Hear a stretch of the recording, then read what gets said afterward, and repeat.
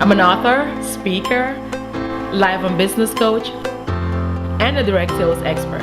On the King Pinyin Show, I'll introduce you to today's hottest entrepreneurs, celebrity guests, individuals who would inspire and motivate you with their stories. And as a wife and a mom, I'll show you how to balance career and family. My name is King Pinyin, and I'm here to equip, encourage, and empower lives. Hello and welcome. I'm so glad that you tuned in today. I hope you're having a fantastic day wherever you are in the world. Today's show is going to be about fashion, beauty, and business. On the set with us is the incredible visionary behind the Brownstone boutique with 2 locations in Harlem, New York, Princess Jenkins. Welcome to the show, Princess. I'm glad to be here with you and your viewers today. How are you? I'm fantastic. Thank you for your time. Absolutely. Can you tell us a little bit about you? Yeah, I can. I'd love to tell you all about myself, but then we'd have a 12-part series.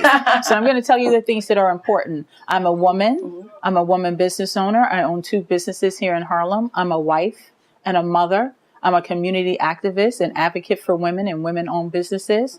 I'm from the Bronx in New York. I've attended the public schools here and decided very early on to start a career in fashion and got a great opportunity to work for a wonderful designer by the name of Vera Maxwell when I was only in my teens. I stayed into the fashion industry for about 7 years before opening my first business. And today we're talking about fashion and women in business, and that's been my life. Right. I know you wear many hats, but retailing is one of your primary hats. Absolutely. Was it difficult to break into the retailing business in Harlem, New York? Well, one of the things, I've been in retail for about 25 years now completely. In Harlem for the past 15 years. And one of the things, I started so young and so green that I didn't know it was hard. I think going into business has become more complicated over the years. It has gotten more difficult for people to start and run businesses. And so through my nonprofit, Women in the Black, that's one of the things, that we do that's close to my heart is helping women start and run successful businesses, because if a woman can run a successful business and hire people, that means she's feeding families. Absolutely. And that's what's important. Absolutely. So at what point did you get clarity toward what you're doing right now? When did you know that retailing was going to be your path, encouraging and empowering women was going to be your path? Well, I was one of those people who got my messaging early.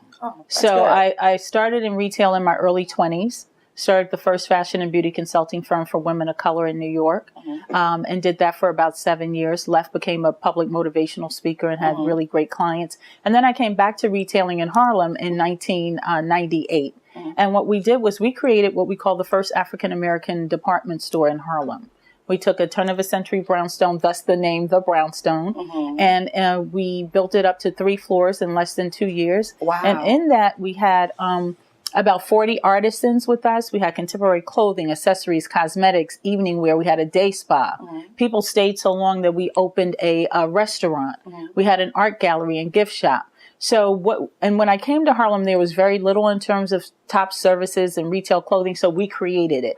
And we did that for about 7 years until I relocated to the current space we're in now in 2006, and then expanded the fashion footprint in Harlem here. And then we opened our second location in 2010. Okay. And I heard you said you put together a team. Now, I know so many people in business, especially in retailing, struggle when it comes to putting together the A team, the right team. Yeah. Were you lucky in that department? Did everything just take off and your partners were good and there were no issues or no challenges? I would love to say there were no issues or challenges, but of course you're dealing with people and human capital. And what comes with that is everybody brings their experiences to the table, and sometimes they mesh and sometimes they don't. We had a good 7-year run in terms of that partnership. And at that time we had to make a decision. We were going in different directions, what would be best for that person and what would be best for myself. And we chose to separate at that time. But it's like a marriage, it's like a relationship. And people can come together at a point, but then have separate visions as it begins to grow and become something else. Right. So, yes, I've had some challenges with that. Yes. Right. And just before that, you talked about getting your clarity early. Yes. What exactly did you mean? Because there's so many people out there who are looking to find their purposes in life. Yes. And they're not really sure what that is. For me personally, it took me a while to get it. When you say you got yours early, what was it that made you know Yes. that it was yours? Well, as a life coach, and I'm sure you're working with people on a daily basis, what happens is a lot of times you can get derailed. Your purpose can become derailed because, your family has hopes and dreams for you. Mm-hmm. Sometimes you... oh, yeah, I know that. My dad wanted me to be a doctor. Well, and a lot of times we go down those paths, whether we want to or not. So when I say I got my clarity early, I knew that fashion was for me. My parents were extremely supportive of that. And so I was able to pursue my dreams fairly early and to stay on that path and that course. For other people, it could be a number of reasons. It could be family, it could be personal, it could be, life hands you, but you still have a passion burning inside. So as an adult, you have to revisit that passion and then find it and get some help from somebody like you who teaches a master class to say, hey, where should I be? What should I really be doing? And you find that a lot of times people are unhappy because they're not doing all the things that they should be doing in terms of what the creator is already given you naturally. Exactly. I remember having a conversation with one of my mentors just about that. Yes. And I said, how am I supposed to know what I need to be doing? And he said something to me that was very, very profound. He said that, what is it that you cannot stop thinking about? Exactly. He said, it's the still small voice that's inside of you. You wake up with it and you try to shut it down. But somewhere down the road, it shows up. It pops back up. And just like you said, one thing he mentioned was that if you're stuck in a job or a career path that's not for you, you're going to be miserable. Yes. It's going to be so hard waking up every morning to go to work. Whereas if it's your purpose and your clarity and your vision and what you were born to do, you're going to be so exciting. Every day I'm excited. Every single day. Every day. And do you find out that's why you said to you it was what you wanted to do in the beginning? Absolutely. It didn't seem like work. I come to work every day excited. I do 10, 12 hours a day. My husband's like, knock, knock, time to go home. I'm like, really? Already? Oh, man, I was just getting started. So, yeah, but that's the wonderful thing about being able to live in your passion. Okay, absolutely. Well, we're going to take a quick break, and when we come back, I want to ask you some more questions about the other things that you do and all these accolades that you've earned so far in your career. Thank you. So stay with us. We'll be right back.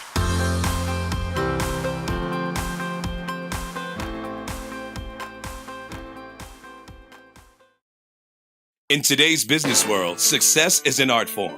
You must continue to broaden your knowledge base to keep up with the latest trends, strategies, and ideas in order to succeed.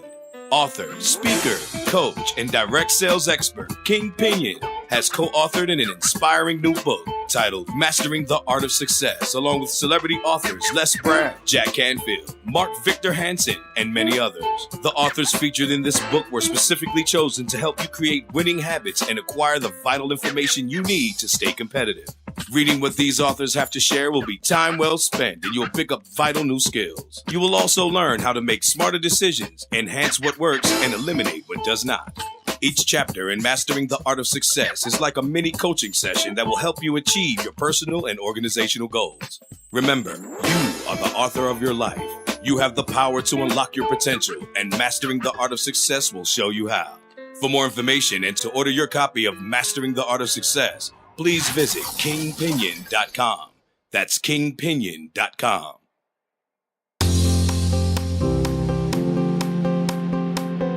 Welcome back to the show. If you're just joining us, today's show is about fashion, beauty, and business.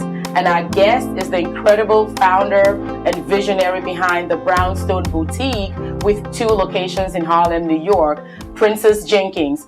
And just to tell you a little bit about her accomplishments, she has been voted Crain's Magazine Small Business of the Year. She's also been named the Woman in Business Champion of the Year by the Small Business Administration. She's also been featured in the Museum of Finance on Wall Street exhibit on entrepreneurship, and also by the Brookings Institute Award for Urban Retailing, just to name a few. There's so much in here. Princess, how have you been able to accomplish all of this? Have you always been a go-getter, successful?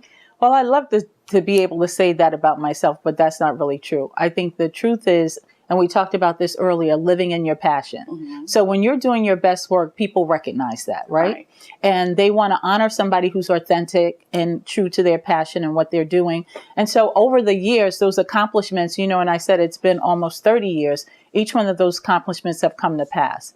And I can say, at least 2 or 3 times a year, someone's trying to give me an award. And the award just speaks to the work. Right. I say at the end of the day, people say, pick a scripture, may the work I've done speak for me. Right. And what lessons have you learned from your life's experiences? I think I've learned a lot. I mean, the first thing that I learned was to break away from the pack.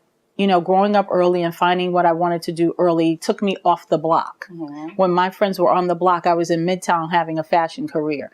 When I was 19, my career took me across the country. I was at the Chicago, LA, and Dallas market. My first plane ride was to go away and do business, and somebody believed that I could do it, right? So that took me away from my crowd. When I was in FIT and studying, I was away most of the time. So I've learned that, you know, sometimes it's lonely. You may not find, lonely. As you know, a lot of times you're not in a room with people who look like you, right? So you have to be able to communicate. You have to have experiences that you can share with people. You have to be engaging and at the same time be exactly who you are. It doesn't mean that you have to change or become or pretend, right? So those are some of the lessons that I've learned, and I'm still learning lessons. I'm learning how to be a wife and a mother at the same time, running two businesses. Right. So I think I don't ever want to stop learning. I'm a life learner, I'd like to say. You know, I've taken the Columbia did a small business program a couple of years ago. I took the program. So while learning, I'm also teaching. I teach a class down at FIT for other young people who want to start and run businesses. So it's about getting and giving at the same time. Absolutely. And I know that in order for you to be a life learner, you have to have some mentors and coaches in your life. Do you have any of those? I have tons. I have tons of those. You talk about, I know you talked about Diana Ross being a major influence. At 13, I saw the movie Mahogany, and I pretty much mirrored that whole thing. I was just like, okay, great. This is how a person can really live. How do you take that off screen and own it? So, you know, that for me let me know there was a fashion industry and that my passions really had a place to go. My mother and father have always been super duper encouraging. My sister who passed in 2006, one of my strongest cheerleaders, just great family support, I think, is important. And then I have great friends that are mentors every day. Some that you share your most private thoughts with, some that you can go to for business, some you can go to just for BS, like when you need a great laugh. We got to have those friends. So I have a bevy of people around me. And then I have really strong business mentors. I belong to the, you know, several chambers of commerce, as well as some other organizations that help and assist women. So I believe in being in the mix on several different levels. Absolutely. What can people expect from your brand, the Brownstone? Well, what they can expect from the brand is what we've been delivering, I think, for the most part, is that we make heads turn when you walk into a room. And we guarantee you that. I like that. I like to have heads turn. Yeah, we guarantee that if you walk into a room wearing something from the Brownstone, that the heads are going to turn. So we like statement clothing, statement jewelry. And we dress a larger person. You know, most of our clients are size 12 and up. So that would be the plus size. The plus size woman. Yeah. So we're looking at what works for her, what fits her body, what makes a statement, what she's comfortable in, what can she really wear and pull off. And really, it's the kind of thing that any woman can wear, except that we make it in a larger size for her. Now, when you're dealing with the plus size woman, 12 and above, do you find that they have some insecurity issues? Do you find that many of them are striving and struggling to look like the models on runway and on the magazine covers? What has been your experience with that? Well, what is interesting enough for me is that all women struggle. Even if she's a 6, something's wrong with her. I know. Isn't it amazing? Yeah. So it doesn't matter her size. We have to deal with the insecurities of the person. But I think for the larger woman, what is most alarming is that she's used to walking into the store and not finding things that work for her. Yes. So the surprise is coming into a space and finding that everything in the store is built for you. And, you know, sometimes women leave out in tears because they can't believe it. They're like, I finally found a place that understands who I am. And so that's what we do. We understand who she is because she's who I am. Exactly. She's me. Exactly. You know? I think that the average woman is at 12 and above pretty much. Absolutely. And I've been in that space too myself where it's been about, I want to look like a size 6. Right. Oh, no, I want to be a 4. Right. You know, I wish I was 20 again, right. you know, with the good metabolism and all of that. But that's not the case as you grow older. So it's great to be able to come into a space like this and have stuff that you really want. For every occasion. And I love your boutique. It looks amazing. Thank you. So we're going to go on the break. And when we come back, I want you to give more information on how people can contact you. Sure. I also know that you do some speaking engagements and you do some seminars. So when we come back, I'd like for you to talk a little bit more about that. And also the economic empowerment. Okay. So stay with us. We'll be right back.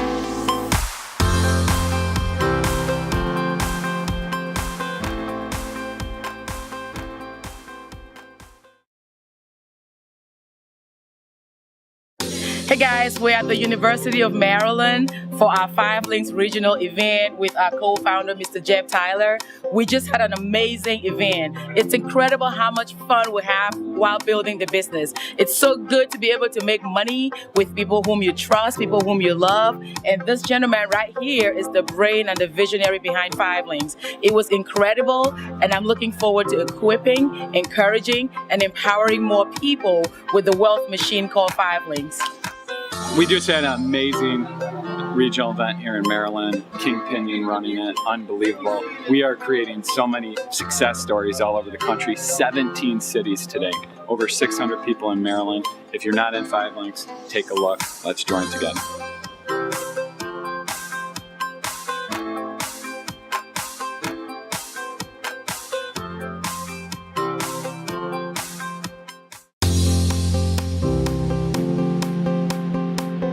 Welcome back to the show. If you're just joining us, today's show is about fashion, beauty, and business. On set with us is the incredible visionary and founder behind the Brownstone boutique with 2 locations in Harlem, New York. She's also been voted Crain's Magazine Small Business of the Year, named as the Woman in Business Champion of the Year by the Small Business Administration, and is also the winner of Make Mine a Million, Miss Princess Jenkins. Princess, can you tell us how to stay relevant in an economy like this is? I think that, King, building a brand what's going to be able to help you maintain in this changing economy, right? Mm-hmm. So businesses will come and go. We know that the first 3 years are tough. If you can make it into the first 5 years, then you're halfway there. Mm-hmm. And then only a small percentage make it to year 7 and beyond that point. Right. So what makes you stay in business when someone else is going out is a couple of things. One, your level of customer service, your connection to your clients, and also building a brand, right? So the brand becomes bigger than you. Right. So we know Macy's, Nordstrom's, Magnum. Mm-hmm. We don't necessarily know the owners of those companies, right? Absolutely. But we can identify with the brand. When we see those golden arches, we know it's McDonald's, right? My son can spot it from 20 miles. Exactly. They made it so that that's possible. So how do you as a small business now shape your brand? Right. So the Brownstone is, as I was explaining to you off air, is a local business, but we have a national following. Mm-hmm. So people come from all over the country to 125th Street in Harlem at our flagship location, or up on Lenox Avenue, because we now have built a brand that they've come to know and recognize. Right. And that's really what keeps you relevant. One of the things that I heard Quincy Jones say, I never have to worry about a comeback because I ain't never went nowhere. Oh, wow. That's powerful. Exactly. So what you want to do is not have to go away. Okay. And worry about how do you now rebuild the business, reclaim your share of the market, is keep your brand consistent and follow the trends in the market. So if there's somebody right now who has an ailing business, is struggling, it's failing, how do they stay relevant? Because they already feel like, well, my brand is no brand. What can they do to stay relevant? Well, I think that's a good question, King. And so one of the things you can do, it's like in the struggle, we're so depressed and we feel like maybe we made some missteps. Yes. So one, you have to change your perspective. Instead of thinking my business is failing, think I need to do some additional things in my business to keep it going, right? Right. So then start to look at who your customers are that do spend money with you. So 80% of your business is going to come from 20% of your customers. Absolutely. You got to court that 20%. Yeah, the 80-20. Yeah, exactly, right? Principle. You may have to change your product offering. You may have to be open later. You may have to relocate. Or you may have to shut down with the mindset of reopening. Absolutely. Right? Absolutely. So when I'm talking to business owners, whether they're, no matter what level you are, and you just said that I read Make Mine a Million, I was the winner. I'm around multi-millionaire women business owners on a regular basis because I want to get to where they're going. Exactly. At the same time, I'm around new and startup businesses who are trying to get to where I'm going. Exactly. So the key is to put yourself in a room with people who are where you want to be. Yes. So I'm always in a room with the people who I'm trying to aspire to be like. And for small business owners, stop being in a bubble. Stop being in your head. Yes. Stop thinking you know or don't know something. And then be in the room with the people who can help you would be the strongest advice I can offer them. Absolutely. I can attest to all of that. What do you do to stay grounded? Because I know you're very busy. It's so crazy being an entrepreneur. Yeah. So you must have something that you do to keep you grounded. Can you share that with us? Yeah. Well, first, I'm prayerful, every day. Prayer is the key. Yeah, absolutely. That'll get you some places where you may need to go. Secondly, I try to get to church a couple of Sundays, just to keep that going. And thirdly, just having a strong spiritual connection to the universe, right? Because the Creator lives.